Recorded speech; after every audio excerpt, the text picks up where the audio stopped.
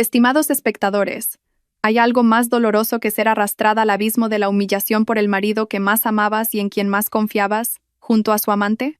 En aquella fatídica noche, en el frío y desolado almacén de la empresa que yo dirigía, tuve que saborear ese terrible sentimiento. Mi ropa, desgarrada en jirones, fue arrojada sin miramientos sobre el sucio suelo de cemento. Yo, acurrucada en un rincón, temblaba abrazando mi cuerpo desnudo con ambos brazos. No era por el cortante aire de una noche de fin de año en Madrid, sino por la crueldad infinita de los dos seres humanos que estaban de pie frente a mí. Uno era mi marido, Javier Morales, la misma persona que, esa misma mañana, me había dado un tierno beso en la frente antes de ir a trabajar. La otra era Lucía Romero, la hermanastra que yo misma había acogido y cuidado. Ahora, me miraban desde arriba con ojos llenos de euforia, como depredadores ante su presa. El smartphone de última generación de Lucía apuntaba directamente hacia mí.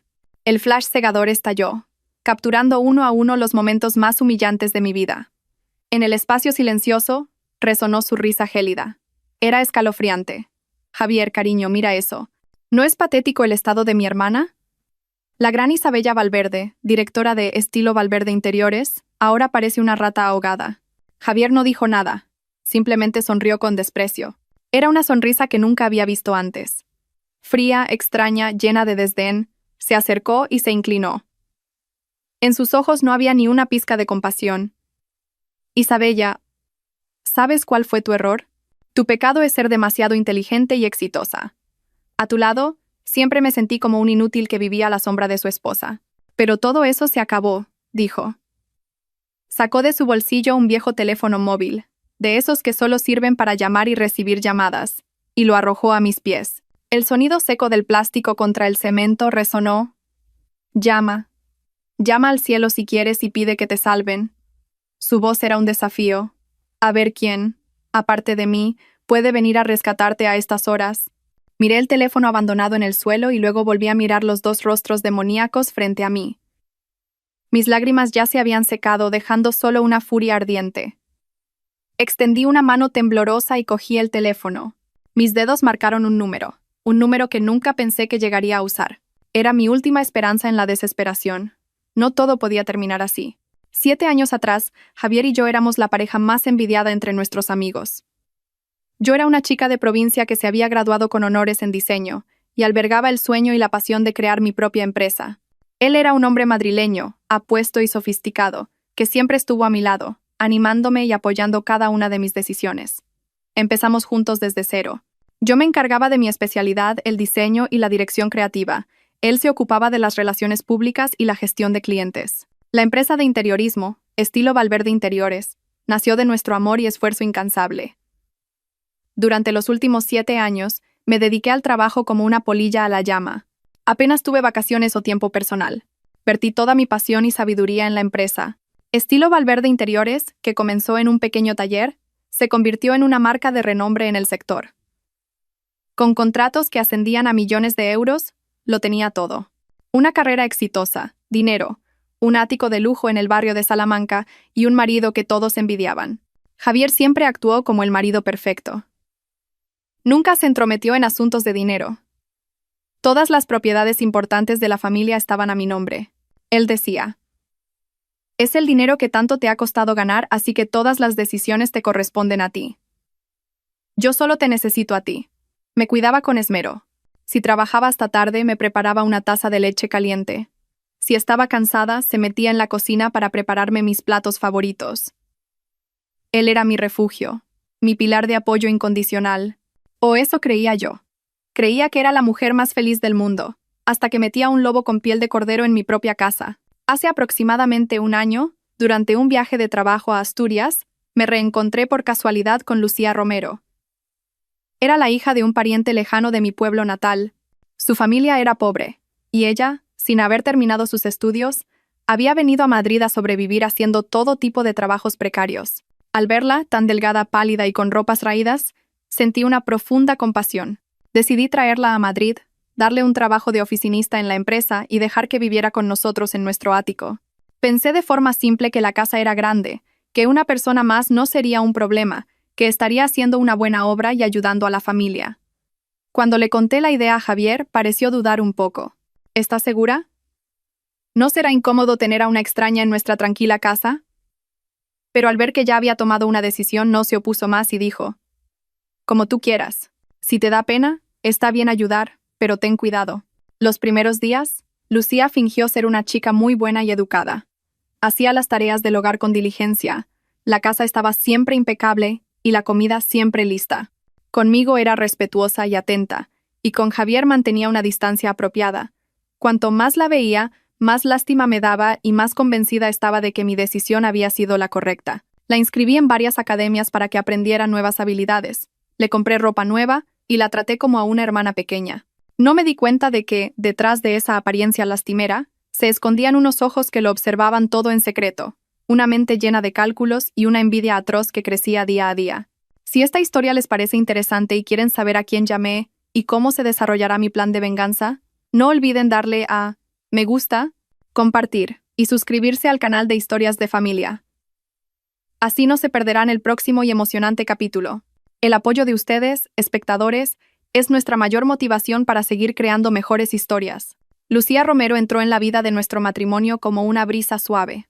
Al principio, trajo comodidad, pero más tarde, anunció en secreto una tormenta. Era increíblemente inteligente y astuta. Rápidamente aprendió todos los hábitos y gustos de Javier y míos. Para el desayuno, siempre había cocido madrileño, el favorito de Javier, y para la cena, fabada asturiana, que a mí me encantaba. No solo era buena en las tareas del hogar, sino que también sabía escuchar. Cuando volvía cansada del trabajo, me tenía preparada una taza de tila y se sentaba a mi lado para escuchar mis quejas sobre el estrés laboral. Isabella, eres increíble. Llevas tú sola el peso de una empresa tan grande. Ojalá me pareciera a ti, aunque fuera la mitad, decía siempre con una mirada llena de admiración. Yo, que siempre tenía que ser fuerte en el mundo de los negocios, me ablandaba ante su aparente fragilidad y sincero respeto. Empecé a tratarla como a una hermana y a confiarle todo tipo de cosas, incluso secretos empresariales y planes futuros de la compañía. Ni en mis sueños más locos imaginé que cada información que compartía, cada preocupación que le confiaba, se convertiría en un arma en sus manos. La primera grieta apareció de forma muy sutil, tan pequeña que, si no hubiera sido yo la afectada, probablemente la habría ignorado. Todo empezó cuando mis objetos personales comenzaron a desaparecer. Primero, un lápiz de labios de marca. Pensé que lo habría dejado en algún sitio. Luego, un pañuelo de seda. De nuevo, me culpé por ser despistada. Pero un día, en una pequeña fiesta de la empresa, vi de reojo que Lucía llevaba unos pequeños pendientes de diamantes. Eran idénticos a los que Javier me había regalado por mi cumpleaños el año anterior. Eran los mismos pendientes que yo no encontraba por ninguna parte. Al ver que la miraba fijamente, Lucía se apresuró a cubrirse las orejas con el pelo, y su rostro cambió ligeramente de color. Estuve a punto de preguntar, pero me contuve. Pensé que podría ser una coincidencia. Quizás estaba siendo demasiado sensible. No quería sospechar de la hermana en la que confiaba y a la que quería con todo mi corazón. Al mismo tiempo, la actitud de Javier también empezó a cambiar gradualmente. Seguía fingiendo que me amaba, pero la pasión se había enfriado mucho. Empezó a salir temprano y a volver tarde. Y la excusa era siempre una reunión con clientes o un contrato. Sus llamadas telefónicas también se volvieron más secretas. A menudo salía a la terraza o se encerraba en el despacho para hablar en susurros. Una vez, al pasar por casualidad, le oí decir vagamente: no te preocupes, ya está casi todo hecho. Te prometo que te daré el lugar que te mereces. El corazón me dio un vuelco, pero cuando le pregunté, se enfadó mucho. ¿Estás dudando de mí? Son asuntos de negocios, así que deja de hacerte películas. Su irritación anormal me hirió. Empecé a sentirme sola en mi propia casa. La distancia entre Javier y yo se hacía cada vez más grande, y alguien más estaba llenando ese vacío. Javier empezó a mostrar un interés extraño por Lucía. A menudo le compraba regalos. A veces era un vestido nuevo, otras un smartphone de última generación. Decía que era una recompensa por su trabajo diligente. Lucía siempre fingía rechazarlo, abrumada. No haga esto, señor Morales. A Isabella no le gustará si se entera. Pero al final, lo aceptaba con una expresión de gratitud. Una vez, Lucía tuvo un poco de fiebre. Era un simple resfriado, pero Javier estaba fuera de sí. Incluso se saltó una reunión importante para volver a casa a toda prisa, prepararle un caldo y dárselo cucharada a cucharada. Incluso la cuidó toda la noche. Su preocupación iba más allá del interés de un cuñado por su cuñada. Era como el cuidado que un hombre dedica a su mujer. Yo, de pie fuera de la habitación, Observaba la escena con una mezcla de sentimientos indescriptibles. Era celos, era tristeza, y era una leve sospecha. Intenté hablar con Javier sobre esto, pero volvió a enfadarse. ¿No crees que eres demasiado egoísta? Lucía es como una hermana y está sola aquí. ¿No puedo mostrarle un poco de atención? No te conviertas en una esposa ciegamente celosa. Sus palabras fueron como un jarro de agua fría. ¿Estaba equivocada? ¿Era yo demasiado desconfiada? De nuevo, me culpé a mí misma e intenté alejar los pensamientos negativos. Pero entonces ocurrió algo que ya no pude ignorar. En mi empresa había una caja fuerte con dinero en efectivo. Dinero no registrado en los libros, que se usaba para resolver asuntos delicados y flexibles. Solo yo y la jefa de contabilidad sabíamos de su existencia. Un día, necesité una gran cantidad de dinero y abrí la caja. Me quedé helada. Un fajo de billetes de 50. 000 euros. Cuidadosamente empaquetado, había desaparecido. Aterrada, llamé a la jefa de contabilidad, pero me aseguró que no había tocado ese dinero en meses. Aparte de mí, solo una persona conocía la combinación de esa caja fuerte: Javier. Se la había dado al principio de nuestro matrimonio porque confiaba en él ciegamente. Un escalofrío me recorrió la espalda. Empecé a atar cabos. El dinero desaparecido, los caros regalos de Javier a Lucía, sus recientes gastos inexplicables. No podía ser. No quería seguir pensando en ello. Esa noche, decidí hablar sinceramente con Javier. Sin acusaciones, le pregunté con delicadeza. Javier, cariño, ¿sabes dónde están los 50.000 euros de la caja fuerte de la empresa? Javier se sobresaltó y palideció, pero recuperó la compostura rápidamente. Frunció el ceño y dijo: ¿Qué dinero? No sé nada. Hace meses que no toco tu caja fuerte. Su mentira descarada no me engañó. Pero justo en ese momento, Lucía salió de la cocina con una bandeja de fruta. Intervino. Hermana, ¿te refieres al fajo de billetes que estaba en esa caja negra de metal? El otro día vi cómo se lo llevaba a Javier. Dijo que lo necesitaba urgentemente para un asunto importante de la empresa. Las palabras de Lucía fueron como una puñalada en mi corazón. Eran inocentes en apariencia, pero intencionadas, exponiendo la mentira de Javier y enfrentándonos directamente. Javier, paralizado, miró a Lucía con ojos de fuego. Yo lo miré a él. Mi mirada ya se había vuelto gélida. ¿Tienes algo más que decir?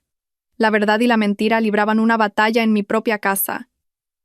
Y supe que me encontraba ante una tormenta de proporciones gigantescas. El aire en el salón se había vuelto tan pesado que se podía oír el tic-tac del reloj de pared. Javier permanecía inmóvil como una estatua, su rostro alternando entre el rojo y el blanco.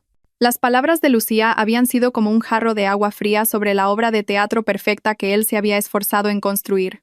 Nunca imaginó que sería traicionado tan descuidadamente por su propia amante. ¿Y Lucía? Tras hablar, fingió arrepentimiento de inmediato, retorciéndose las manos y diciendo en voz baja: «Oh, lo siento. No sabía que todavía no te habías enterado. Pensé que Javier ya te lo había dicho. Su actuación era impecable». Con la cabeza gacha y los delgados hombros temblando ligeramente, parecía una niña inocente que había cometido un desliz, infinitamente desvalida. Pero yo conocía la sonrisa de victoria que se ocultaba tras esa expresión. Estaba avivando el fuego, llevando deliberadamente el conflicto entre Javier y yo a su punto álgido. No la miré. Mi vista seguía fija en Javier, esperando una explicación. Todavía albergaba una brizna de esperanza de que pudiera haber algún malentendido, de que realmente hubiera usado ese dinero para asuntos de la empresa. Pero esa esperanza fue brutalmente aplastada por él mismo. Tras unos segundos de silencio, Javier pareció recuperar la calma. Respiró hondo y se volvió hacia mí. Pero su actitud no era de arrepentimiento, sino de una irritación que no intentaba ocultar. Sí, lo cogí yo, su voz se volvió áspera. Necesitaba dinero rápido para cerrar un gran negocio. Pensaba decírtelo cuando todo saliera bien y hubiera beneficios. Pero no sabía que ibas a montar este escándalo. ¿Tampoco confías en mí, Isabella? Sus palabras me dejaron sin habla. No solo lo admitía, sino que me culpaba a mí. Había convertido su robo de dinero en un acto legítimo por el bien de la empresa, y había hecho que mi preocupación pareciera una sospecha infundada. ¿Un gran negocio? ¿Por qué no lo consultaste conmigo? Intenté que mi voz no temblara. Soy tu marido y el vicepresidente de esta empresa. ¿Tengo que informarte de todo lo que hago? Alzó la voz Javier. Su ira era cada vez más evidente. Solo quería darte una sorpresa. Tú siempre estás obsesionada con el trabajo. ¿Alguna vez has confiado de verdad en mí para encargarme de algo importante? No es que no confíe en ti, Se me hizo un nudo en la garganta. Es tu forma de hacer las cosas. Te llevaste una suma tan grande sin decirme una palabra. Javier, ese es el dinero de la empresa. Es mi sangre y mi sudor. Nuestra discusión se fue haciendo cada vez más grande. Era la primera vez que gritábamos así en nuestros 7 años de matrimonio. Lucía, de pie a un lado, añadía de vez en cuando leña al fuego. Hermana, no seas tan dura con Javier. Él lo hizo todo por la empresa. Sí, hermana. Últimamente Javier parece muy estresado. Siempre está preocupado por la empresa. Formaban un equipo perfecto, arrinconándome en la posición de una esposa egoísta, mezquina e incomprensiva. Finalmente, incapaz de soportarlo más, grité: «¡Basta! No quiero oír más». Me di la vuelta, subí a mi habitación y cerré la puerta de un portazo. Me derrumbé en la cama y rompí a llorar. Se había abierto una grieta demasiado grande en mi confianza. Ya no reconocía al hombre que había amado. Esa noche, Javier no entró en el dormitorio. Dijo que dormiría en el despacho para no molestarme. Yo sabía que era solo una excusa. Me estaba evitando. Tras la pelea de esa noche, se erigió un muro frío e invisible entre Javier y yo. Apenas hablábamos. El ambiente en casa se volvió asfixiante. Javier seguía saliendo temprano y volviendo tarde, pero ya no intentaba ocultarlo. Recibía llamadas sospechosas abiertamente y respondía a mensajes en mitad de la noche. Sabía que no podía quedarme de brazos cruzados. Tenía que descubrir la verdad. ¿Qué era ese gran negocio del que hablaba? Y, más importante, ¿quién era la mujer de su teléfono? Decidí no volver a enfrentarme a él directamente. Actuaría en silencio. Contacté con una agencia de detectives privados de confianza que conocía a través de un amigo. Les proporcioné una foto de Javier, la matrícula de su coche y su horario. Mi petición era una sola: vigilarlo 24 horas al día y registrar todos los lugares a los que iba y todas las personas con las que se reunía.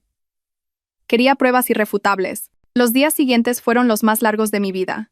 Seguía yendo a la oficina, intentando actuar con normalidad, pero mi corazón estaba siempre en un puño. Cada vez que sonaba el teléfono, el corazón me daba un vuelco.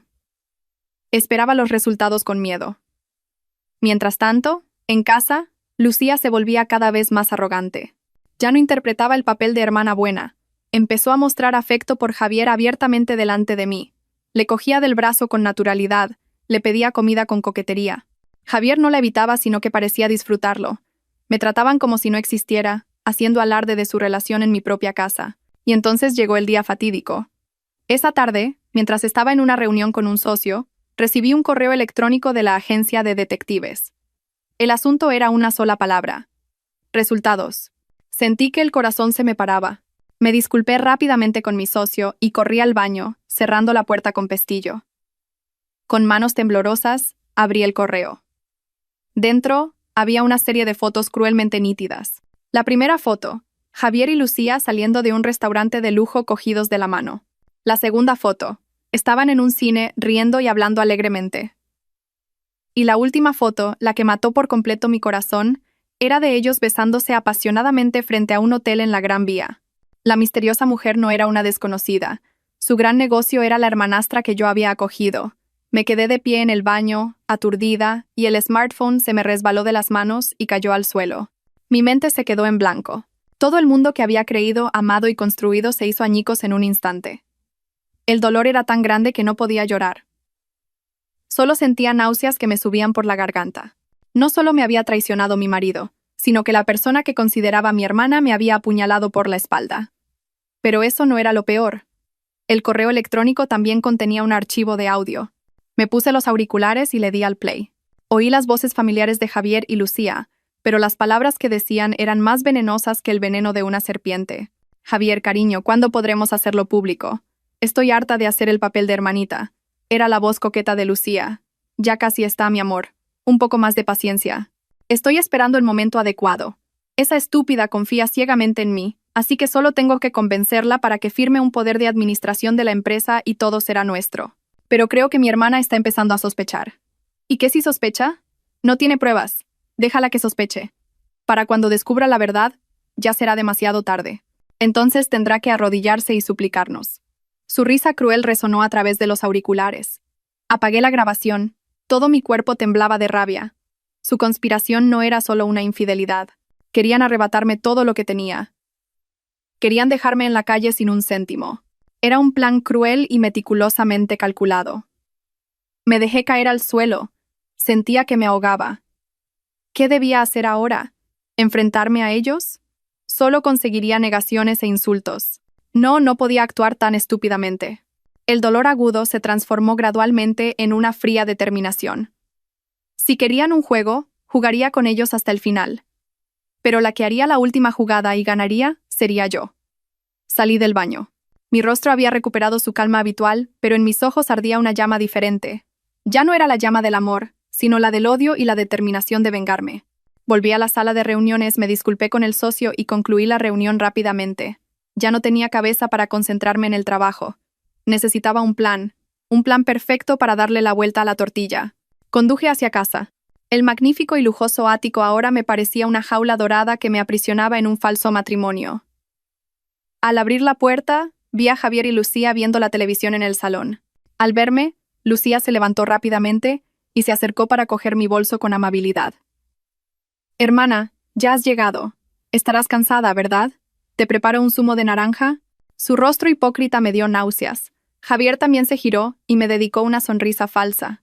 «¿Has vuelto? ¿Ya ha terminado la reunión? He reservado en tu restaurante japonés favorito para esta noche. Como disculpa por lo del otro día». Intentaba apaciguarme.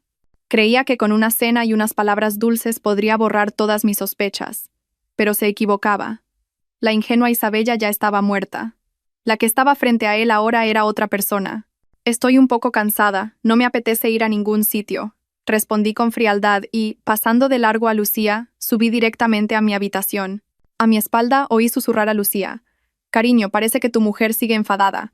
¿Quieres que suba a hablar con ella? Déjala. Las mujeres son así. Con unas cuantas palabras bonitas se les pasa enseguida».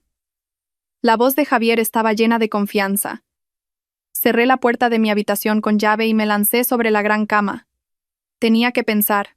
Tenía pruebas de su infidelidad y de su conspiración para robarme mis bienes. ¿Pero era suficiente? Si lo destapaba todo ahora, podría divorciarme y proteger mi patrimonio. Pero ese sería un final demasiado fácil para ellos. Me habían humillado, habían pisoteado mi amor y mi confianza. No podía dejar que se fueran tan fácilmente. Quería que pagaran un precio más alto. Mucho más alto. Quería que supieran lo que se siente al ser humillado, al perderlo todo, exactamente como ellos habían planeado hacerme a mí. Una idea loca, pero increíblemente tentadora, cruzó mi mente. No revelaría su verdadera cara de inmediato. Seguiría interpretando el papel de la esposa ingenua cuyo corazón se ablandaba lentamente ante las palabras dulces de su marido. Les dejaría caer más y más profundo en la trampa que ellos mismos habían cavado. Esperaría el momento perfecto para dar el golpe de gracia. Un golpe mortal que les impediría volver a levantarse. Con esa decisión comencé mi propia obra de teatro. Esa noche, me puse un sexy camisón, me peiné con esmero y bajé al salón. Me acerqué a Javier, que estaba viendo la televisión, lo abracé por la espalda y le susurré con voz coqueta. «Lo siento, antes me he equivocado. No te enfades conmigo, ¿vale?» Javier se sorprendió un poco por mi cambio, pero enseguida se alegró. Me sentó en su regazo y dijo: «Lo sabía. ¿Cómo iba mi mujer a estar enfadada conmigo mucho tiempo?» Lucía, sentada en el sofá de enfrente, se puso rígida al ver la escena.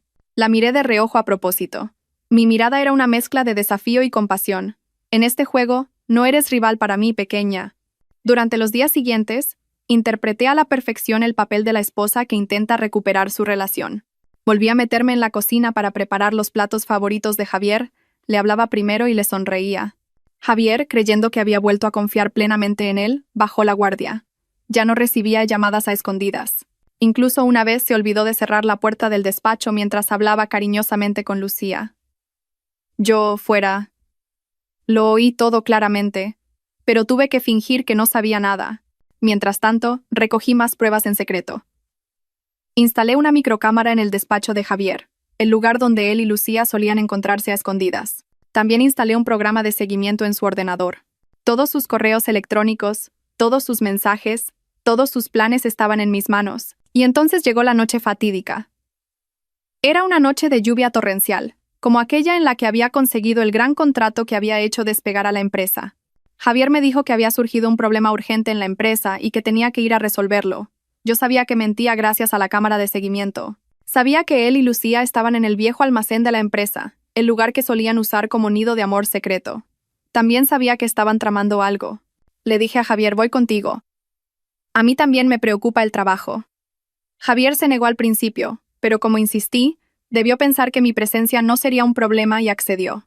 No tenía ni idea de que esa decisión le llevaría a él y a su amante directamente a la trampa final que yo les había tendido. Cuando llegamos al almacén, Lucía ya estaba allí. Se sorprendió un poco al verme con Javier, pero enseguida ocultó sus sentimientos con una sonrisa hipócrita. Hermana, tú también has venido. Javier podría haber solucionado este pequeño problema solo, no hacía falta que te molestaras. No pasa nada, yo también quería ver cómo iban las cosas, respondí, mientras echaba un vistazo al oscuro y húmedo almacén. Justo en ese momento Javier cerró de golpe la puerta del almacén. El sonido del cerrojo resonó secamente. Al darme la vuelta, vi que Javier y Lucía se acercaban a mí. En sus rostros ya no había sonrisas hipócritas, sino una expresión de triunfo y crueldad. «Isabella, ¿se acabó el teatro?», dijo Javier con voz gélida. Fingí estar aterrorizada. «¿Qué? ¿Qué quieres decir? ¿Por qué cierras la puerta?». Lucía se rió con una sonrisa cruel. «¿Todavía finges ser inocente? ¿Creías que no sabíamos que lo sabías todo? La cámara que instalaste en el despacho la descubrimos hace tiempo. Me quedé helada. Lo sabían. Entonces, ¿por qué?». Muy sorprendida, se burló Javier. «Te dejamos creer que lo tenías todo bajo control a propósito. Te atrajimos hasta aquí, a este lugar aislado, para acabar con todo. Aquí puedes gritar a pleno pulmón, que nadie te oirá». El corazón empezó a latirme desbocadamente. Había subestimado su astucia. Me había metido yo misma en la boca del lobo. Lucía se acercó, me arrebató el bolso bruscamente y tiró todo al suelo. Cogió mi smartphone y lo lanzó a un bidón de agua cercano. «A ver a quién puedes llamar ahora». Y entonces se acercaron a mí. Javier me sujetó los brazos con fuerza, mientras Lucía empezaba a rasgar mi ropa. «¡No! ¡Soltadme!», grité y pataleé, pero fue inútil. ¿Cómo podía la fuerza de una mujer como yo vencer a dos bestias salvajes? Y todo sucedió como conté al principio. Fui desnudada, humillada y grabada en video. Javier me arrojó el teléfono antiguo y dijo: «Llama. Llama al cielo si quieres y pide que te salven». En la más absoluta desesperación y humillación, cogí el teléfono con manos temblorosas. Todas las salidas parecían bloqueadas, pero ellos no lo sabían. No podían imaginar que en la agenda de ese teléfono de apariencia inútil solo había un número que yo había guardado hace mucho tiempo con un nombre que nadie podría imaginar: Salvadora. Era el número de la señora Torres. En la atmósfera húmeda y desesperada del almacén, las risas crueles de Javier y Lucía seguían resonando. Creían que habían ganado, que me habían acorralado en un callejón sin salida del que no podría escapar. No tenían ni idea de que sus actos brutales habían despertado una fuerza con la que nunca podrían haber soñado. Mis dedos temblorosos buscaron en el viejo teclado del teléfono el único nombre guardado en la agenda: Salvadora. Pulsé el botón de llamada. Mi corazón latía como un tambor de guerra. Un tono, 2 tonos. Cada segundo parecía una eternidad. ¿Contestaría alguien? ¿Se apagaría esta última esperanza? Y entonces una voz de mujer, serena y autoritaria, sonó al otro lado de la línea. Una voz que atravesaba la noche y el caos. Dígame. Esa voz me resultaba dolorosamente familiar. Era la señora Elena Torres, la presidenta del gigante inmobiliario Grupo Torres. Una figura legendaria en el mundo empresarial a la que solo había tenido la oportunidad de ver una vez en mi vida. Soy Isabela. Logré decir. Mi voz estaba quebrada por el miedo y el frío. Necesito ayuda. Al otro lado de la línea hubo un instante de sorpresa, pero inmediatamente la voz de la presidenta se tornó urgente. ¿Dónde estás? ¿Qué ha pasado? No hizo muchas preguntas. Solo necesitaba saber que estaba en peligro. Apenas conteniendo un sollozo, le di rápidamente la dirección del almacén. «Estoy atrapada en un almacén». La señora Torres respondió con firmeza inmediata. «Entendido. No cuelgues, mantén la calma. Voy para allá ahora mismo. No cuelgues bajo ningún concepto». Javier y Lucía, tras su momento de euforia, me vieron trastear con el teléfono y volvieron a reírse. «Mira eso, parece que todavía le quedan fuerzas para llamar», dijo Lucía con desdén. «¿A quién llamas? ¿A un fantasma? ¿A quién le importas a estas horas?». Javier se cruzó de brazos y observó con satisfacción. «Déjala que llame. Quiero ver a quién puede llamar. Hay que hacerle entender su impotencia». Hay que hacerle ver que no es más que un pez en la tabla de cortar. No tenían ni idea de que mi llamada se había conectado, de que cada palabra que decían, cada una de sus risas escalofriantes, estaba siendo escuchada claramente por alguien al otro lado de la línea. Yo no dije nada, me acurruqué en un rincón, aferrando el teléfono como si fuera mi único salvavidas. El tiempo pasaba lentamente. Cada minuto parecía una hora. Javier y Lucía parecían haberse cansado de su juego de humillación. Se sentaron en un viejo escritorio y empezaron a hablar de su brillante futuro. Cuando esta zorra desaparezca, te nombraré oficialmente vicepresidenta, dijo Javier, rodeando a Lucía con el brazo. Toda esta empresa, ese ático, todo será nuestro. ¿Y qué hacemos con este video?, preguntó Lucía, mostrando su smartphone. Hay que asegurarse de que no vuelva a levantar cabeza, sonrió Javier maliciosamente. Si abre la boca, difundiremos este video por todo el mundo. La gran directora Isabella Valverde se convertirá en el hazmerreír del planeta. Vivirá humillada el resto de su vida. Estaban planeando destruir mi vida por completo, sin saber que sus planes estaban a punto de hacerse humo. Unos 20 minutos después, se oyeron de repente los chirridos de varios coches frenando bruscamente fuera del almacén, seguidos por el sonido apresurado de muchas pisadas enérgicas. Javier y Lucía se sobresaltaron y se miraron, desconcertados. ¿Qué es ese ruido?, preguntó Lucía con nerviosismo. Será el vigilante haciendo la ronda. No te preocupes, intentó tranquilizarla Javier, pero había un deje de inquietud en su voz. Pero entonces, un estruendo ensordecedor, como si el cielo se estuviera cayendo, resonó. La pesada puerta de hierro del almacén fue golpeada con una fuerza tremenda, las bisagras se rompieron y cayó al suelo. Javier y Lucía gritaron de terror. Desde el exterior, una oleada de hombres altos, de rostro impasible y vestidos con trajes negros, entró en tropel. Se movieron con rapidez y profesionalidad, rodeando a Javier y Lucía en un instante. Los dos se quedaron paralizados, con el rostro sin una gota de sangre, sin entender qué estaba pasando. Detrás de los guardaespaldas entró una mujer. Vestía un traje sastre blanco impecablemente cortado. Llevaba el pelo recogido en un moño elegante y su rostro majestuoso irradiaba una autoridad abrumadora. Era la señora Torres. Su mirada afilada barrió a Javier y Lucía antes de detenerse en mí, acurrucada en el rincón oscuro. Su expresión se suavizó al instante, llenándose de pena y furia. Una guardaespaldas se quitó rápidamente la chaqueta, se acercó y me la puso por encima, cubriendo mi cuerpo tembloroso. La señora Torres se acercó a Javier, que seguía de pie, aturdido. Su voz era fría como el hielo, cada sílaba clara y firme. ¿Eres tú, Javier Morales, el marido de Isabella? Javier tartamudeó. ¿Quién es usted? ¿Por qué está aquí? ¿Quién soy yo no es importante? Lo importante es lo que le habéis hecho a mi sobrina. ¿Sobrina? Javier y Lucía abrieron los ojos como platos, sorprendidos.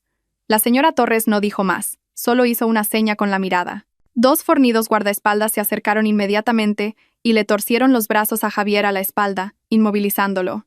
Otro guardaespaldas le arrebató el smartphone a Lucía de las manos. «Bórralo inmediatamente», ordenó la señora Torres. El guardaespaldas pulsó hábilmente unos botones y borró para siempre el humillante video y las fotos. No puede hacer esto. Esto es un asunto privado de nuestro matrimonio», gritó Javier forcejeando. La señora Torres sonrió con desdén. ¿Asunto privado? Cuando usáis métodos tan sucios para dañar a otra persona, deja de ser un asunto privado. Lleváoslos. Dos guardaespaldas arrastraron a Javier y Lucía hacia afuera.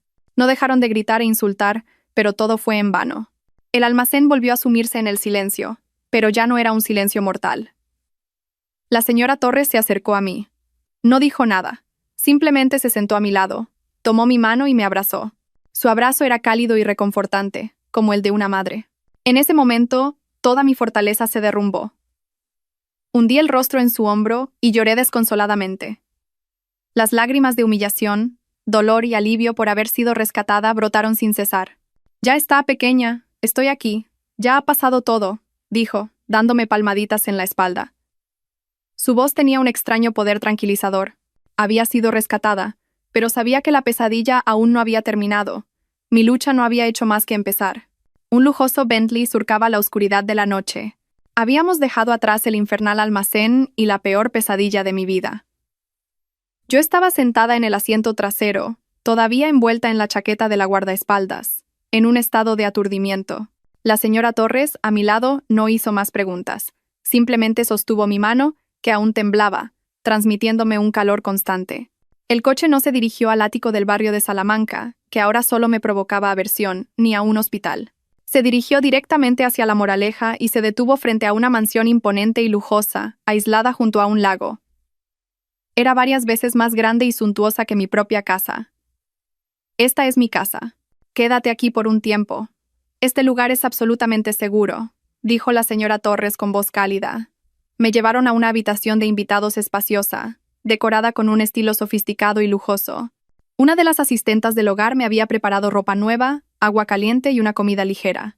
Después de darme un baño y ponerme un suave pijama de seda, sentí que la suciedad de esa noche se lavaba un poco, pero mi alma seguía hecha pedazos. La señora Torres entró en la habitación con un vaso de leche caliente. Se sentó en un sillón frente a mí. Ahora, ¿puedes contármelo todo? Al ver su mirada benévola pero firme, ya no tenía nada que ocultar. Le conté todo. Desde el día en que acogí a Lucía, los cambios en Javier, mis sospechas, hasta la conspiración para robarme mis bienes y la infidelidad que descubrí. Cuanto más hablaba, más crecía la ira en mi interior. Cuando terminé mi historia, la señora Torres suspiró. Sus ojos estaban llenos de furia. Son peores que las bestias. ¿Cómo se atreven a hacerle eso a la salvadora de mi hijo? ¿Salvadora? La miré, confundida. Ella sonrió con nostalgia. ¿No te acuerdas? Hace 5 años, en un parque natural de Mallorca. Un vago recuerdo afloró en mi mente. Ese año, mi empresa acababa de empezar y, para celebrar nuestro primer contrato, fui de viaje con Javier. Mientras paseábamos por la orilla de una cala, vi a un niño de unos 10 años jugando solo cerca del agua. De repente, resbaló y cayó. Sin dudarlo un instante, me lancé al agua y logré sacarlo a duras penas. En ese momento, una mujer elegante, la madre del niño, corrió hacia nosotros, abrazó a su hijo y rompió a llorar. No paraba de darme las gracias, me pidió mi nombre y mi número de teléfono, insistiendo en que quería recompensarme, pero en ese momento pensé que solo había hecho lo que debía y pronto lo olvidé. Esa mujer era yo, dijo la señora Torres con voz emocionada. Ese niño era mi único hijo, Mateo. Te busqué durante mucho tiempo después, pero habías cambiado de número y tu empresa era demasiado pequeña para encontrar información. Te di una tarjeta. Tenía mi número personal y te dije que me llamaras si alguna vez tenías problemas. No imaginé que la guardarías y me llamarías solo en la situación más desesperada. Así que era eso. Todo parecía predestinado. Mi buena acción de hace 5 años había plantado una semilla, y hoy esa semilla se había convertido en un árbol gigante que me protegía en medio de la tormenta. Has sufrido mucho. Me cogió la mano. A partir de ahora, yo me encargaré de todo. No solo te ayudaré a conseguir justicia, sino que te ayudaré a levantarte más fuerte y haré que los que te pisotearon se arrodillen y se arrepientan. Sus palabras parecieron inyectar una fuerza invisible en mi cuerpo exhausto. Ya no me sentía sola e indefensa. Sabía que había encontrado un pilar, una mentora y una segunda madre. A la mañana siguiente, cuando desperté, el sol de la mañana entraba por la ventana, cálido y deslumbrante. Por primera vez en días, sentí una verdadera paz. La señora Torres lo había preparado todo. El mejor equipo de abogados del Grupo Torres fue convocado. Escucharon mi historia y revisaron las pruebas que había recopilado. El jefe del equipo, un abogado de mediana edad llamado señor Ruiz, me dijo con voz segura: Señora Valverde, con estas pruebas, podemos demandar a Javier Morales y Lucía Romero por agresión, injurias, estafa, apropiación indebida y adulterio. Ganaremos sin duda. Pero, señor Ruiz, le interrumpí, no solo quiero ganar el juicio, quiero recuperar todo lo que me pertenece y quiero que paguen el precio de la manera más dolorosa posible. El señor Ruiz miró a la señora Torres, y ella asintió levemente. Él sonrió con la confianza de un experto. Entiendo lo que quiere decir, señora. No nos precipitaremos con la demanda. Dejaremos que caigan en su propia trampa. El plan comenzó a tomar forma. Como primer paso, la señora Torres mandó investigar toda la información sobre Javier Morales, Lucía Romero y la empresa Estilo Valverde Interiores. Los resultados me dejaron aún más horrorizada. Javier Morales, el marido que yo creía que vivía a costa de su mujer, tenía en realidad un pasado turbio.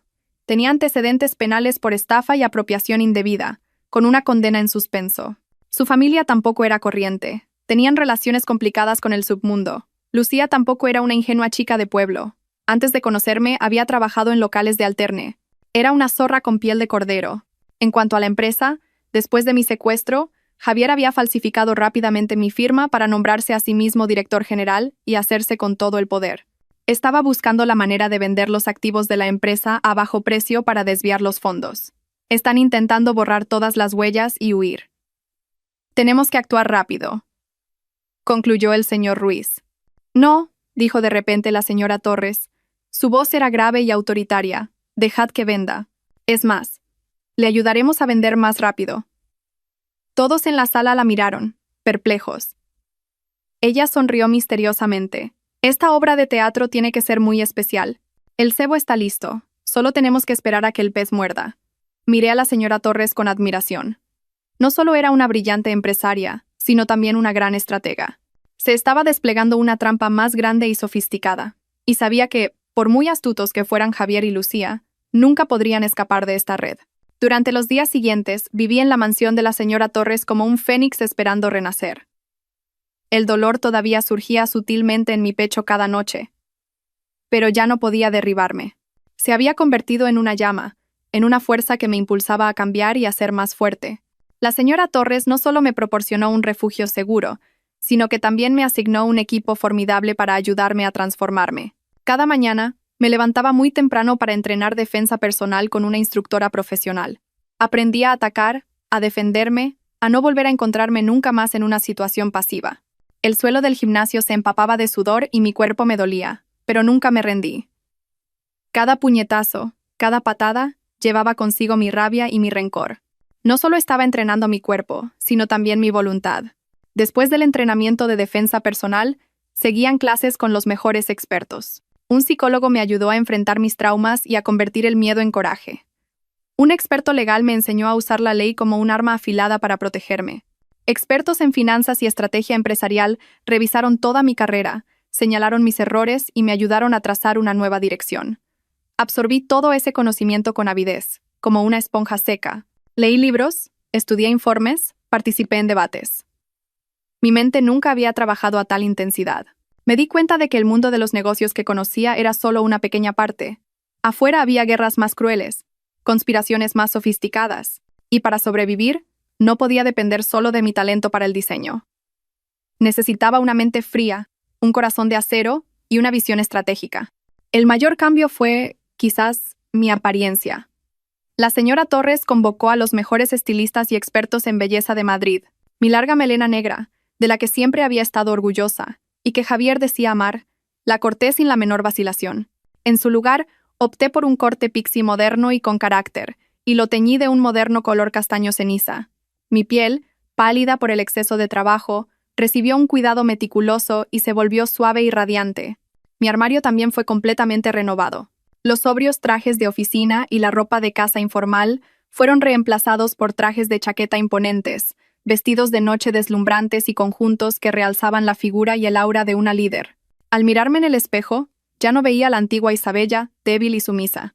Frente al espejo había otra mujer, con una mirada afilada y segura, una sonrisa misteriosa y un aura de fortaleza que no se podía ignorar.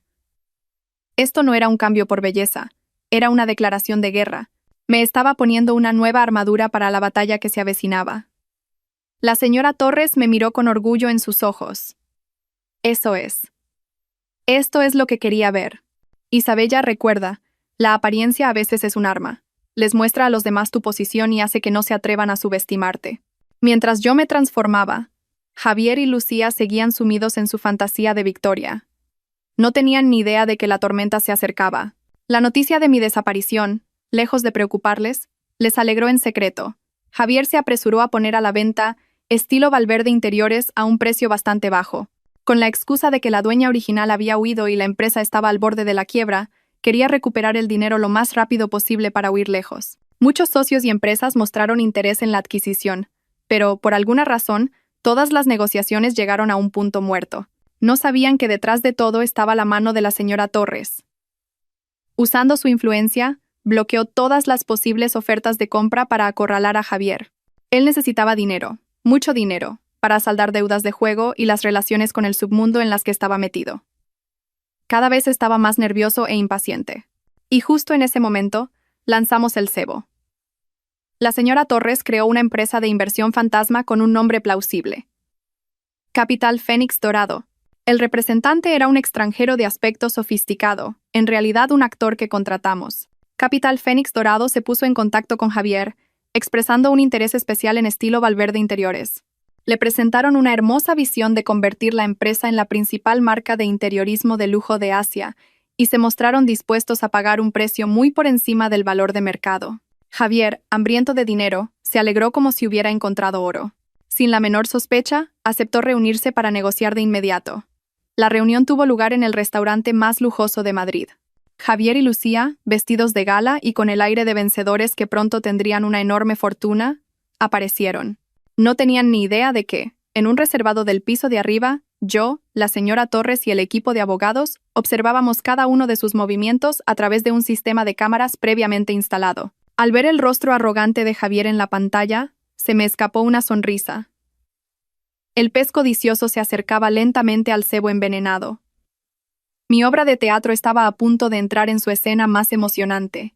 La negociación entre Javier y el representante extranjero de Capital Fénix Dorado, el señor David, fue sobre ruedas. El señor David, con una actuación impecable, se mostró como un inversor generoso pero profesional.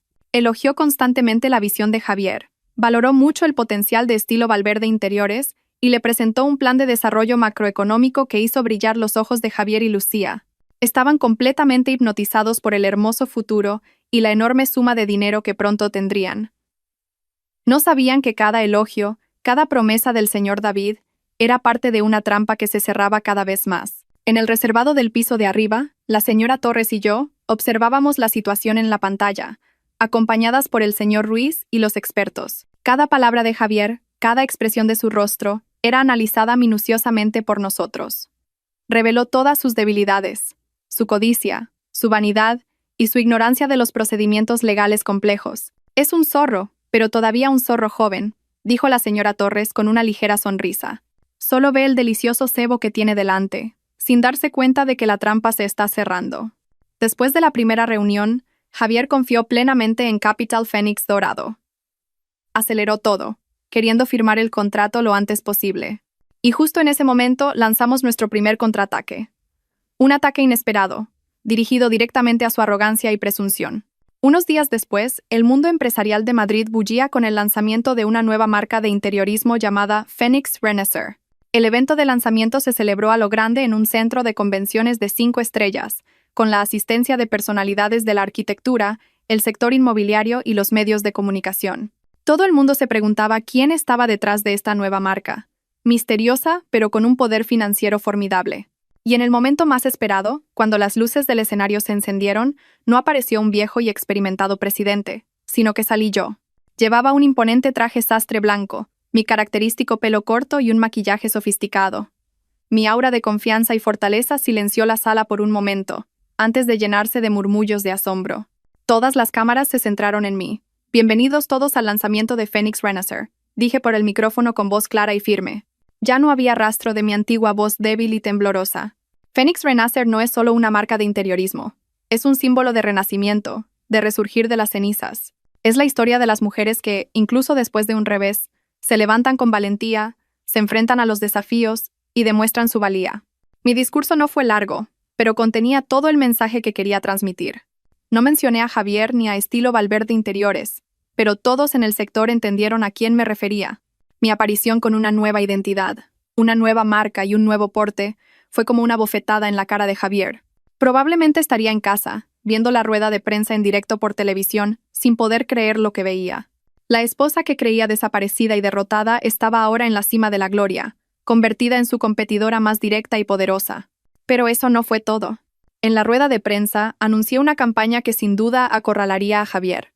Fénix Renaissance lanzaría una nueva colección con diseños únicos y materiales de alta gama, pero a precios sorprendentemente competitivos. Además, colaboraríamos en exclusiva con famosos arquitectos y diseñadores con los que estilo Valverde Interiores había ansiado trabajar pero nunca había conseguido. Y como golpe de gracia final, anuncié que Fénix Renaissance había firmado oficialmente un contrato multimillonario con el Grupo Torres de la señora Torres para suministrar todo el interiorismo de su próxima cadena de resorts de lujo.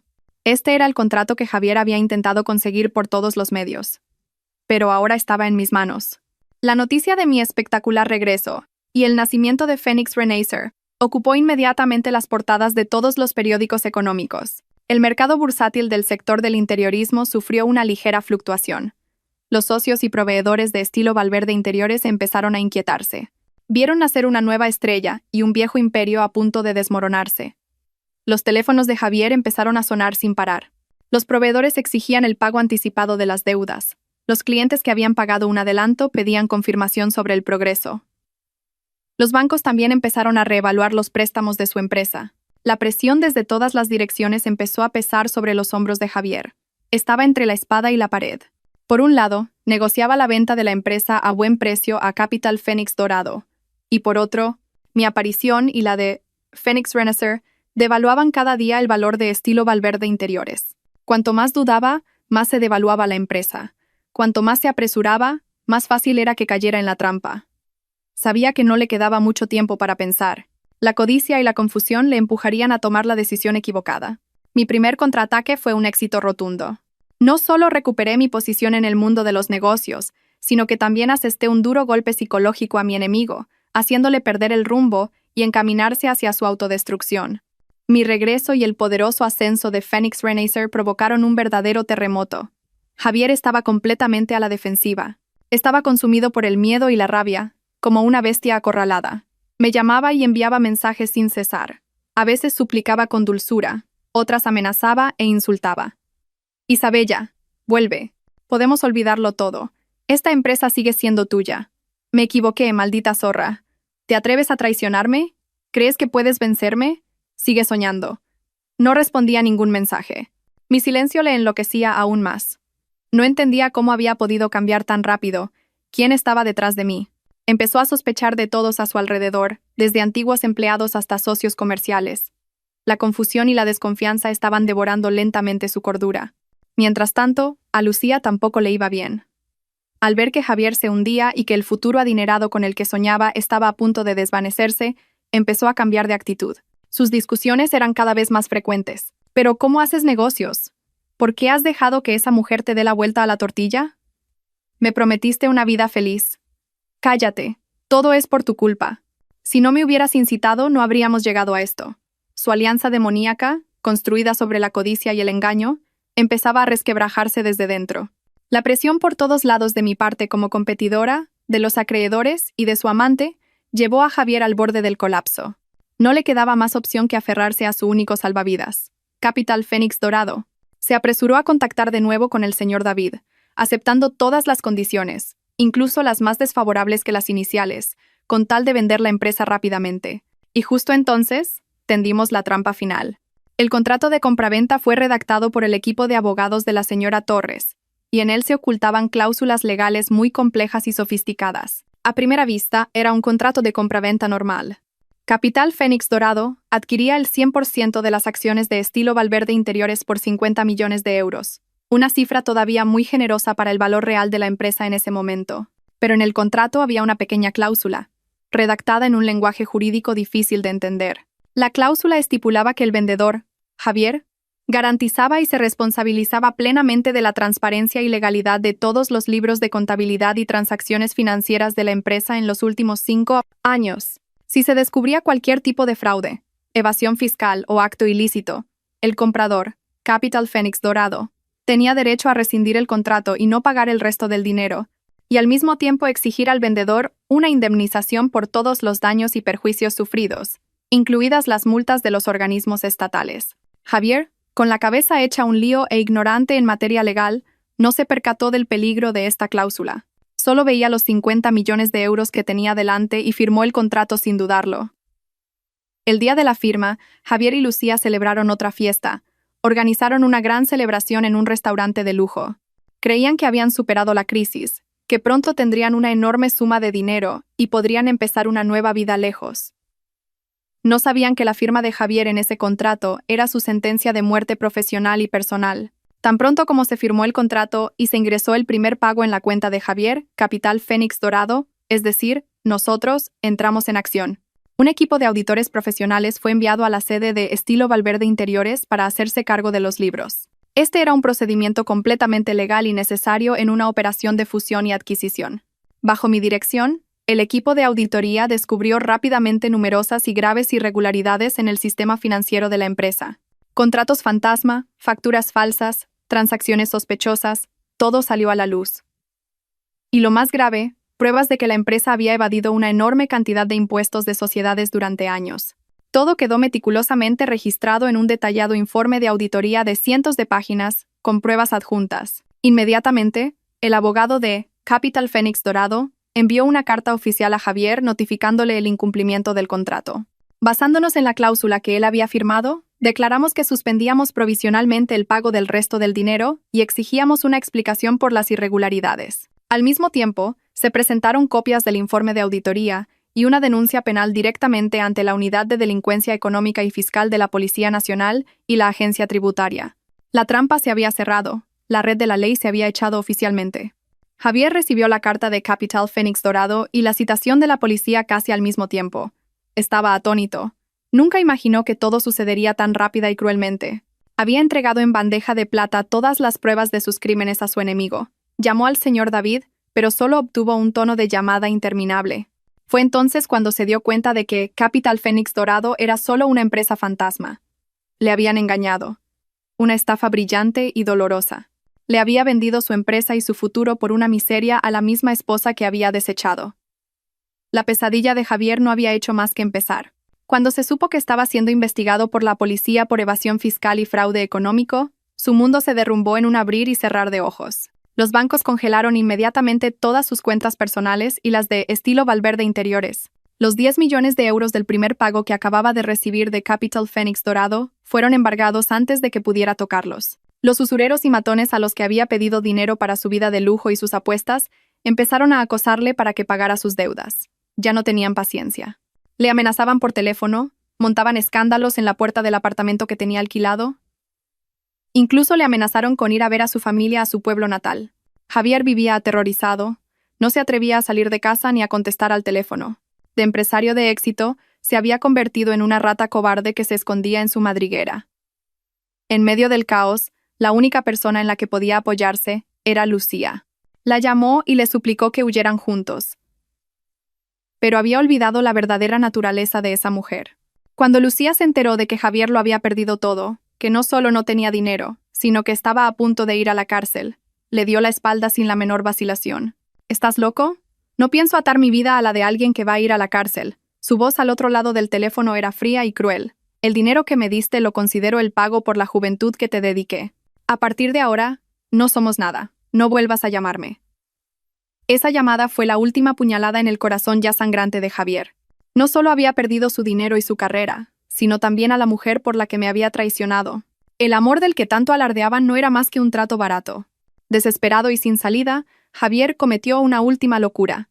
Fue a la mansión de la señora Torres, donde sabía que me alojaba. No pudo entrar, solo se quedó fuera, en la puerta principal, gritando como un loco. «Isabella, maldita zorra, sal ahora mismo. Me has arruinado la vida, sal te digo». Gritó, insultó, intentó derribar la puerta, pero solo obtuvo el silencio y una sólida verja de hierro. Yo, de pie en el balcón del segundo piso, observaba en silencio a ese hombre que se retorcía de rabia e impotencia.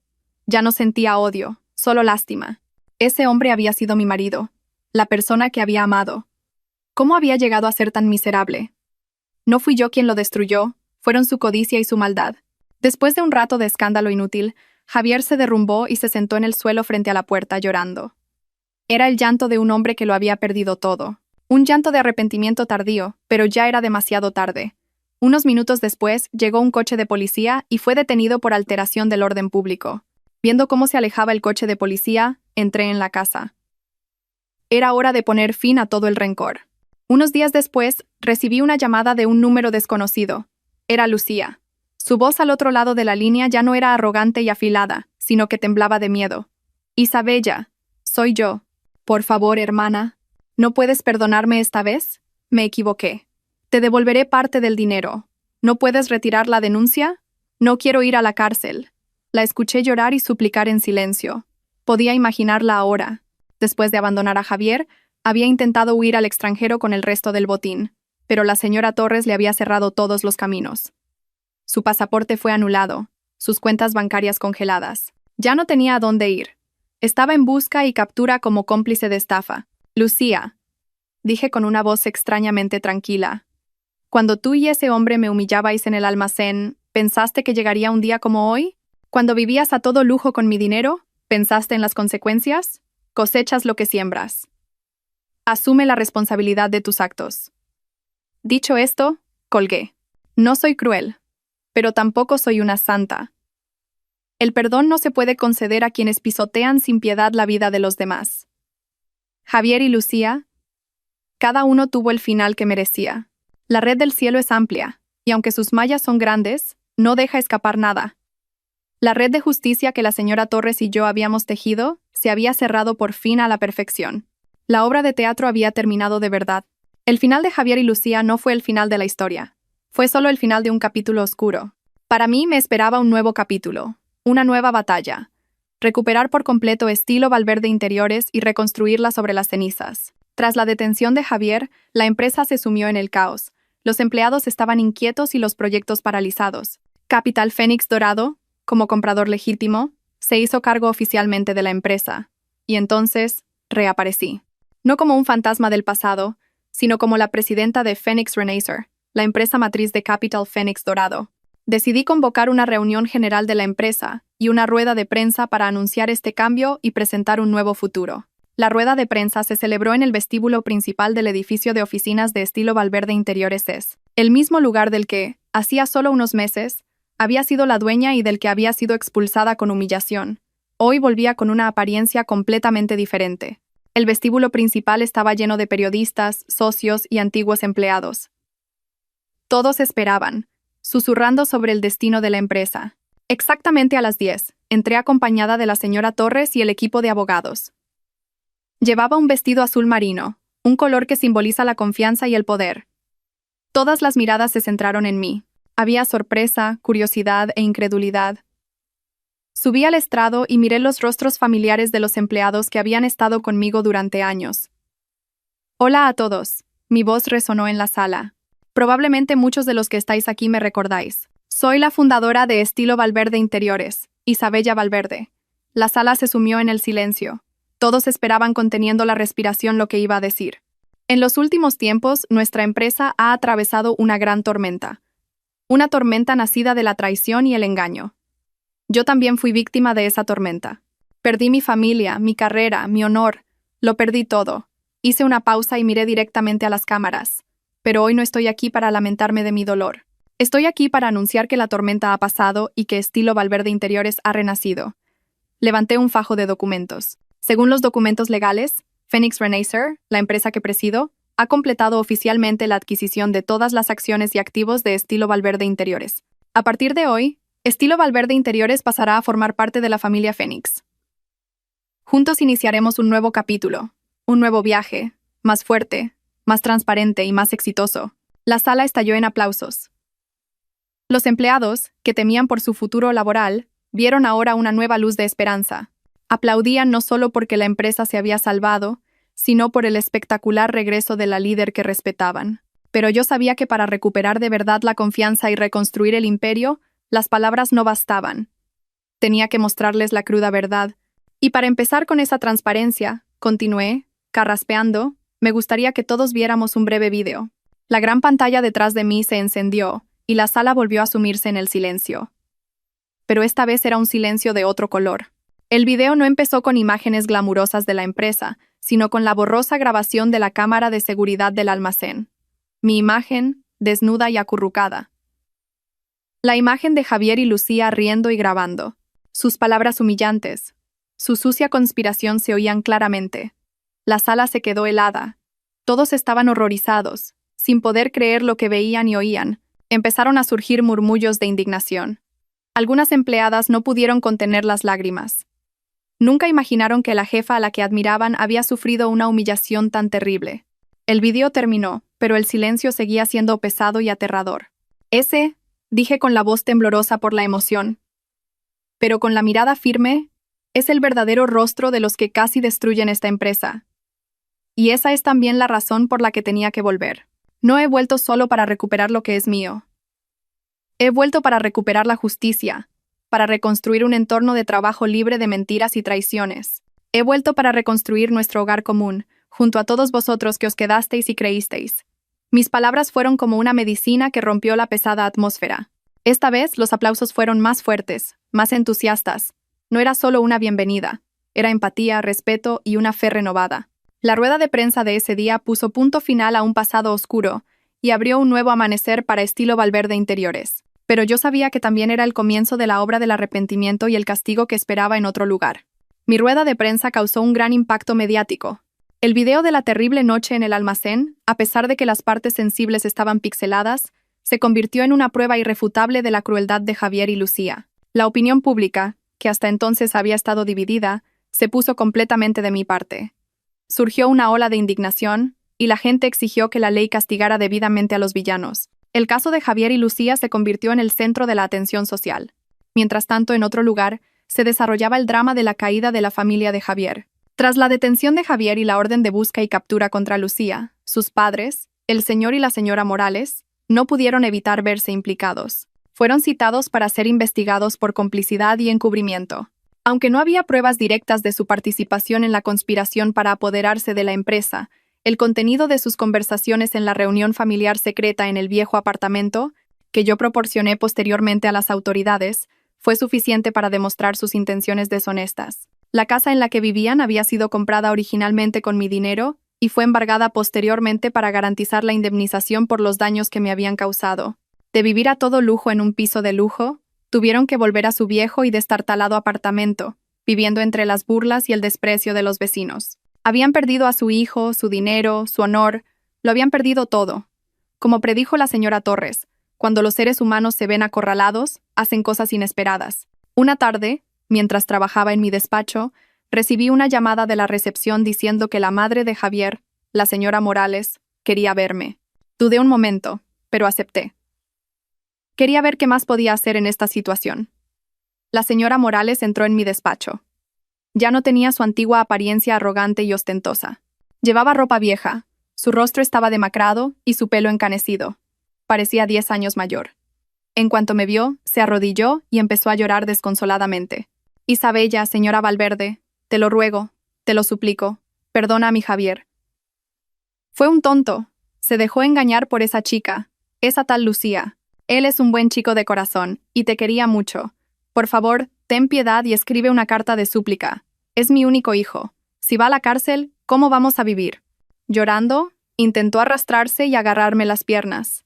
Di un paso atrás y le dije con una mirada fría: levántese. Esto es una empresa, no un teatro. Mi frialdad la detuvo. Me miró, con los ojos enrojecidos y llenos de súplica. Isabella, sé que mi familia y yo nos equivocamos. No crié bien a mi hijo. Pero por favor, danos una oportunidad para empezar de nuevo. Te lo ruego. ¿Oportunidad? Sonreí amargamente.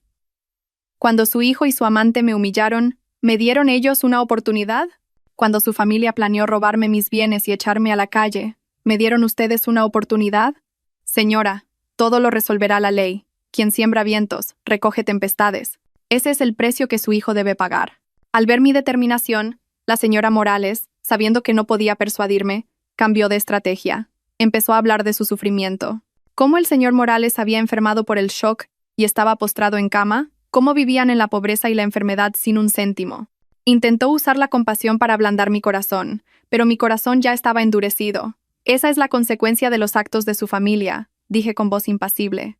Si ese día no hubierais sido tan codiciosos y crueles, no estaríais así hoy. Todo termina aquí. Váyase. No quería oír una palabra más y me di la vuelta. Espera, gritó la señora Morales. Su voz se volvió repentinamente malévola. ¿Crees que has ganado? ¿Crees que podrás vivir en paz? Te lo digo yo. Nunca serás feliz. Mi hijo ha ido a la cárcel, así que no te dejaré disfrutar de la vida. Te maldeciré el resto de tu vida. Su maldición resonó a mi espalda, pero ya no podía herirme. Solo sentía lástima por una madre ciega, una mujer cegada por la codicia y el odio. Su último acto fue patético y fallido.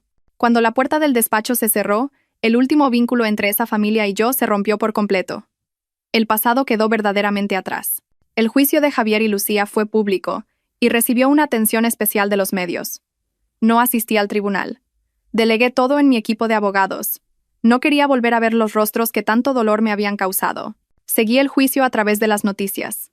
Ante las pruebas irrefutables, desde las grabaciones de audio hasta los videos y los datos financieros, Javier y Lucía no pudieron negar sus crímenes. En el tribunal, se echaron la culpa el uno al otro. Javier dijo que fue seducido e incitado por Lucía, y Lucía, llorando, dijo que era joven e ingenua, y que fue engañada y coaccionada por Javier. Pero todas sus excusas se desvanecieron ante las pruebas contundentes. El tribunal dictó una sentencia justa. Javier, como autor principal, fue condenado a 15 años de prisión por estafa, apropiación indebida, injurias y adulterio. Lucía, como cómplice activa, fue condenada a 7 años. Además, ambos debían indemnizarme por todos los daños materiales y morales. La suma ascendía a varios millones de euros. La justicia finalmente se hizo. El día que se dictó la sentencia, sentí un extraño alivio más que alegría. La pesadilla había terminado de verdad. Los malvados habían pagado su precio. Unos meses después, cuando todo se había calmado, recibí una carta de la cárcel. Era de Javier. Dudé mucho tiempo si debía leerla o no, pero decidí enfrentarme a ello por última vez. La carta ya no contenía palabras dulces ni insultos, solo una escritura torpe impregnada de un tardío arrepentimiento. Isabella, cuando leas esto, probablemente estaré empezando mis largos años entre estas frías paredes. No te escribo para pedirte perdón. Sé que no tengo derecho a ello. Solo quiero decirte que lo siento, un lo siento que sale de lo más profundo de mi corazón. Sé que es demasiado tarde. Me equivoqué. Me equivoqué desde el principio. La codicia y los celos me convirtieron en un demonio. Destruí con mis propias manos a la única mujer que me amó de verdad.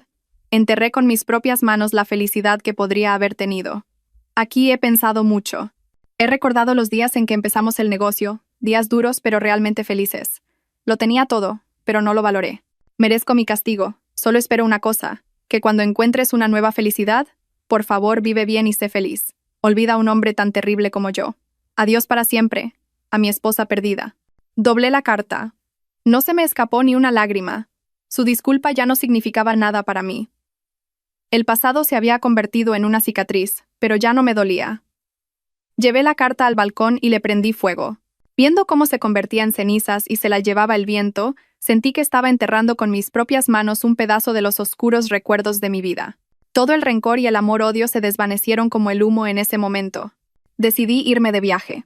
Un viaje sin un destino concreto, solo para que mi alma descansara y sanara. Elegí Mallorca, el lugar donde la señora Torres y yo nos conocimos, donde empezó el destino. Pero esta vez estaba sola. El aire de Mallorca en otoño era fresco, y las carreteras serpenteaban entre pinares. Alquilé una pequeña y bonita casa rural en una colina, lejos del ruido de la ciudad. Cada mañana me despertaba con el canto de los pájaros, paseaba por el jardín de hortensias, leía junto a la chimenea y disfrutaba de un café caliente. Ya no pensaba en el trabajo ni en el pasado. Aprendí a vivir despacio, a escucharme a mí misma. Me di cuenta de que la felicidad a veces es simplemente ser uno con la naturaleza, ser uno mismo sin ataduras a nadie. Una tarde, mientras observaba la puesta de sol desde la cima de la Serra de Tramuntana, recibí una llamada de la señora Torres. «Hija, ¿dónde estás? ¿Cómo estás? ¿Te sientes mejor?» Su voz seguía siendo cálida y cariñosa. «Sí, estoy bien. Estoy en Mallorca. El aire aquí es maravilloso. Me alegro. Descansa todo lo que necesites. La empresa la llevaremos nosotros. Te mereces tu tiempo de tranquilidad». Hablamos un buen rato. Ella me contó sobre la situación de la empresa y los nuevos proyectos, y yo le hablé de las bugambillas que había visto por el camino. La conversación no era trascendental, pero me calentó el corazón. Sabía que, donde quiera que estuviera, siempre habría alguien cuidando de mí. Antes de colgar, la señora Torres dijo de repente: «Ah, Mateo también está en Mallorca ahora. Está participando en un retiro de meditación en el monasterio de Lluc. Si tienes tiempo, pásate a verle. ¿Quién sabe? A lo mejor es el destino». Mateo, el hijo de la señora Torres. Sonreí sin darme cuenta. Quizás esto también era una jugarreta del destino. Siguiendo el consejo de la señora Torres, un fin de semana por la mañana decidí visitar el monasterio de Lluc. Estaba enclavado en lo alto de una colina, rodeado de un frondoso bosque de pinos. El espacio, sereno y majestuoso, estaba completamente aislado del bullicioso mundo exterior. No busqué a Mateo de inmediato. Quería darme un momento de verdadera tranquilidad. Me quité los tacones y caminé descalza por el frío suelo de piedra, recorriendo en silencio el recinto del monasterio. El sonido solemne de las campanas parecía lavar el polvo y las preocupaciones de mi alma. El sutil aroma del incienso, mezclado con el penetrante olor a resina de pino, creaba una fragancia clara que calmaba la mente de forma extraña. Me detuve frente a la basílica, alcé la vista hacia los tejados curvos que se veían a través de una fina niebla y junté las manos. No pedí nada, solo agradecí en silencio al cielo por darme la vida y la fuerza para superar la tormenta. Caminé por un pequeño sendero que llevaba al campanario. Desde aquí, se podía ver una vista panorámica de la hermosa costa. El mar estaba en calma como un espejo, reflejando el cielo, las nubes y la sombra de las montañas. El paisaje era tan hermoso y pacífico como una pintura de tinta china. Respiré hondo, llenando mis pulmones de aire puro. Parecía que toda la codicia, el odio y el dolor del mundo se habían quedado atrás. Justo cuando mi alma encontraba la paz en esa serenidad, oí una voz de hombre suave y cálida a mis espaldas. Parecía tener cuidado de no romper el silencio del lugar. «Disculpe, ¿es usted la señora Isabella Valverde?» Me di la vuelta, sorprendida. Frente a mí había un joven alto y bien proporcionado. Llevaba ropa sencilla, como la de un retiro. Tenía un rostro claro, una frente alta, unos ojos bondadosos y una sonrisa tan cálida como el sol de la mañana. Lo reconocí al instante. Habían pasado 5 años. Y el niño delgaducho se había convertido en un joven maduro. Pero su mirada y su sonrisa no habían cambiado en absoluto. Era una mirada de gratitud, una sonrisa pura sin un ápice de cálculo. «¿Mateo?», pregunté sorprendida, con una voz un poco insegura. Él asintió. Su sonrisa se hizo más amplia, revelando unos atractivos hoyuelos. «Sí, soy yo. No esperaba encontrarla aquí. La reconocí en cuanto la vi. No ha cambiado mucho, solo que parece mucho más fuerte y sofisticada que antes». Sus palabras hicieron que, inconscientemente, me tocara el pelo corto. Sí, he cambiado mucho, tanto por fuera como por dentro. Este encuentro, casual pero predestinado, no fue en absoluto incómodo. Nos sentamos en un banco de piedra bajo la sombra de un viejo pino, contemplando juntos el mar en calma. Mateo me contó sobre su vida. Después de terminar un máster en Administración de Empresas en Londres, había vuelto hacía 2 años y había empezado a trabajar en el Grupo Torres bajo la dirección de su madre. Dijo que el mundo de los negocios era demasiado complejo y a veces agotador, por lo que de vez en cuando buscaba lugares como este para calmar su mente y encontrar su propio equilibrio. Hablaba con humildad y serenidad, sin la arrogancia de un niño rico. No mencionó mi pasado en absoluto. No mostró curiosidad ni compasión por lo que había pasado, aunque era obvio que su madre se lo había contado. Me trató como a una hermana mayor, una vieja amiga a la que no veía desde hacía tiempo, con naturalidad y sinceridad. Su delicadeza me hizo sentir muy cómoda. Por primera vez en mucho tiempo, pude hablar con un hombre sin estar a la defensiva, sin ninguna máscara. No hablamos de cosas tristes. Hablamos de libros que habíamos leído, de música clásica que habíamos escuchado recientemente y del significado de dar y recibir en la vida. Nos dimos cuenta de que teníamos una sorprendente cantidad de cosas en común. Ambos habíamos experimentado la pérdida y valorábamos más los valores espirituales que los materiales efímeros. Mateo me habló de su padre, fallecido prematuramente, de sus recuerdos de infancia y de cómo su madre, la señora Torres, lo había criado sola de forma admirable. Al escucharle, fue como si me viera a mí misma. «La admiro mucho, Isabella», dijo de repente Mateo, mirándome con sinceridad. «Mi madre me lo contó todo. No puedo imaginar lo fuerte que tuvo que ser para soportarlo todo sola. A veces, las cicatrices no son algo que haya que ocultar, sino la prueba de la más fuerte vitalidad». Sus palabras no eran compasión. Eran una profunda empatía y comprensión. Fueron como un manantial de agua fresca que se filtró suavemente en el rincón más seco de mi alma, aliviando las heridas del corazón que aún persistían. Por primera vez, alguien miraba mis cicatrices y veía la belleza de la fortaleza, no la lástima de una víctima. Durante el resto de mis días en Mallorca, nos vimos a menudo. Se convirtió en un guía turístico excepcional, llevándome a rincones tranquilos y desconocidos de la isla, lejos de las multitudes. No fuimos a lugares ruidosos y concurridos.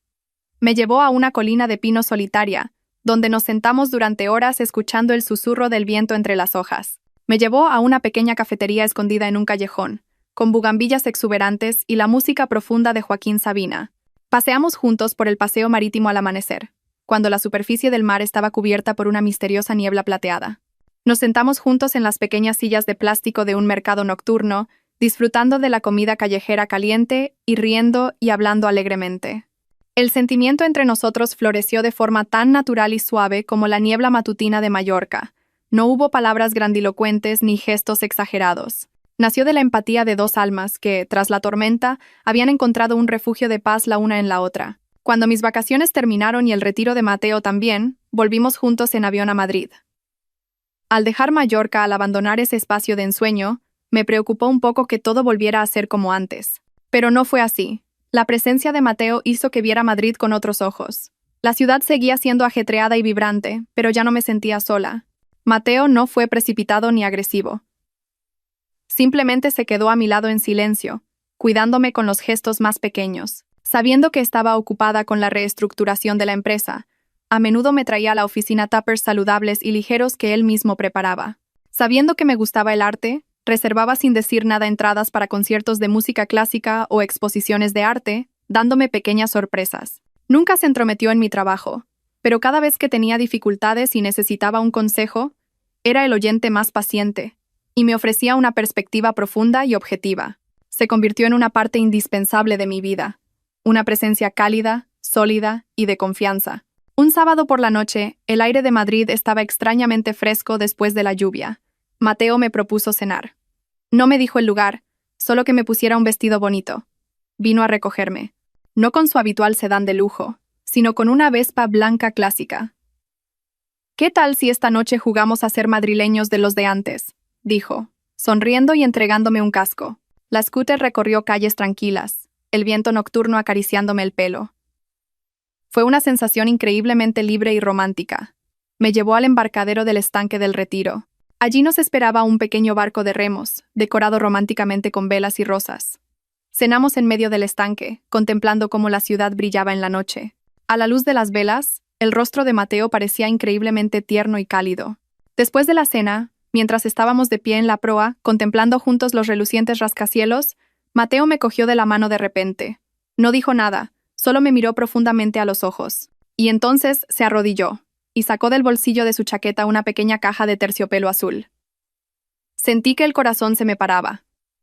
Cuando abrió la caja, dentro había un anillo de platino de diseño exquisito. En el centro del anillo no había el típico diamante redondo, sino un diamante en forma de lágrima. Brillaba y era transparente bajo la luz. «Isabella», dijo, cogiéndome la mano, con voz sincera y cálida, «no puedo prometerte una vida sin tormentas. La vida es así. Pero te prometo que, sea cual sea la tormenta, siempre seré tu faro, tu hombro fuerte en el que apoyarte cuando estés cansada. No quiero borrar tu pasado. Esas cicatrices te han convertido en la mujer fuerte y maravillosa que eres hoy. Solo quiero ser la persona que escriba contigo un futuro feliz». Este diamante en forma de lágrima, dijo, señalando el diamante, será la última lágrima de dolor.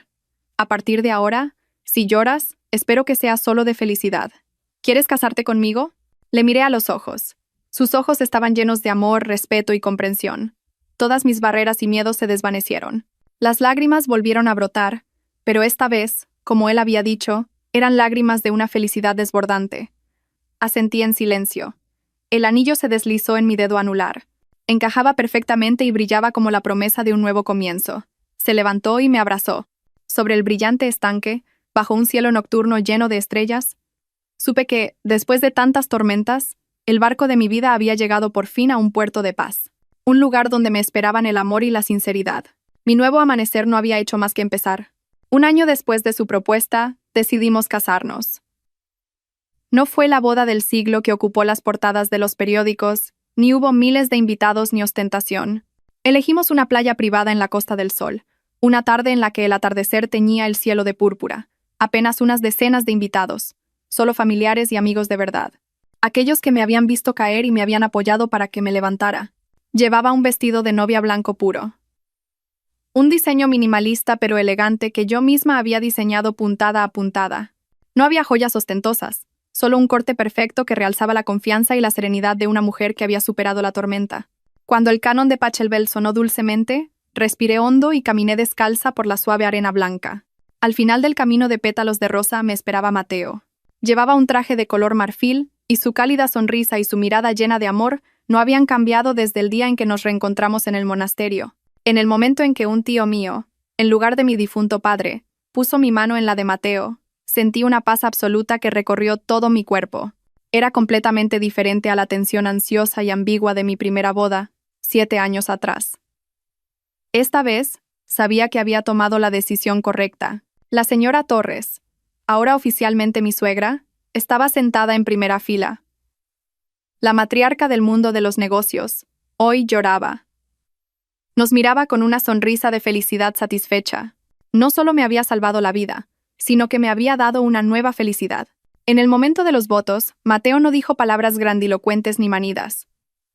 Me miró profundamente a los ojos, y entre el sonido de las olas dijo con voz grave y cálida: «No te prometo una vida sin lágrimas, pero te prometo ser quien las seque. No te prometo llevar el mundo sobre mis hombros por ti, pero te prometo estar siempre a tu lado para compartir cada carga.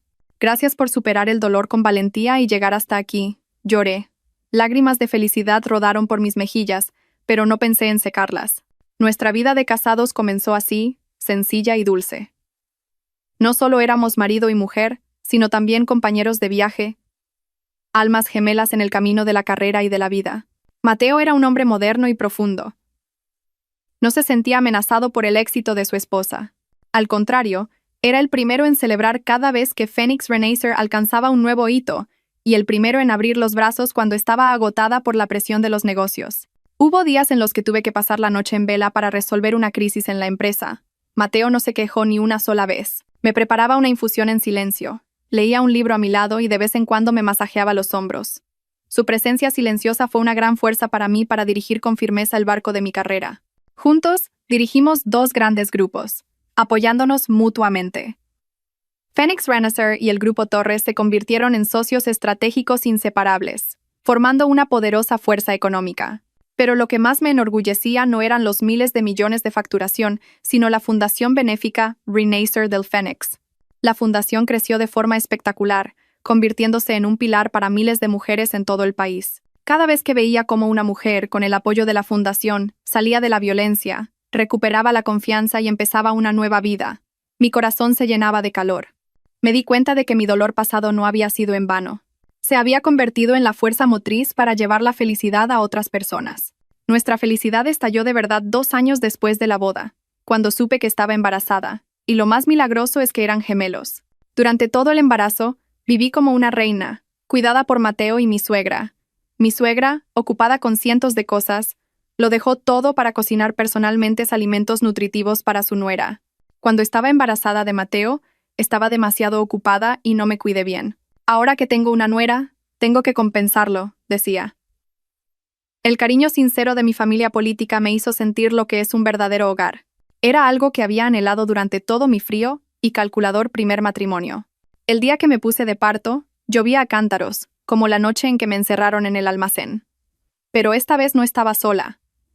Mateo estuvo a mi lado en la sala de partos en todo momento. Me apretó la mano con fuerza y sudó más que yo. No paraba de susurrarme al oído: «Ánimo, cariño. Pronto conoceremos a los bebés. Estoy aquí. Siempre estaré a tu lado». Cuando sonó el primer llanto de los 2 niños, un niño y una niña, vi llorar a Mateo. Ese hombre siempre tranquilo y fuerte, lloró como un niño cuando tuvo a los 2 pequeños ángeles en brazos por primera vez. Les pusimos de nombre Paz y Sereno, con la esperanza de que tuvieran una vida tranquila y siempre caminaran hacia la luz. La llegada de los 2 niños llenó el último vacío de mi corazón. Nuestra espaciosa casa se llenó de risas, balbuceos y llantos de bebé. Ser madre fue un viaje duro, pero lleno de felicidad. Me enamoraba ver a Mateo, torpe cambiando pañales y preparando biberones, cuando los niños estaban enfermos y pasábamos la noche en vela. Aprendimos juntos a ser padres, compartiendo las alegrías y las penas más pequeñas. Me di cuenta de que la felicidad no es algo grandioso y lejano, sino que existe en estos momentos cotidianos. A veces, al ver a los niños dormir, recordaba de repente el pasado. El recuerdo de Javier y Lucía, la terrible noche en el almacén, los días de desesperación en los que quise rendirme. Todo parecía ahora una vieja y descolorida película. Ya no dolía, ya no había rencor.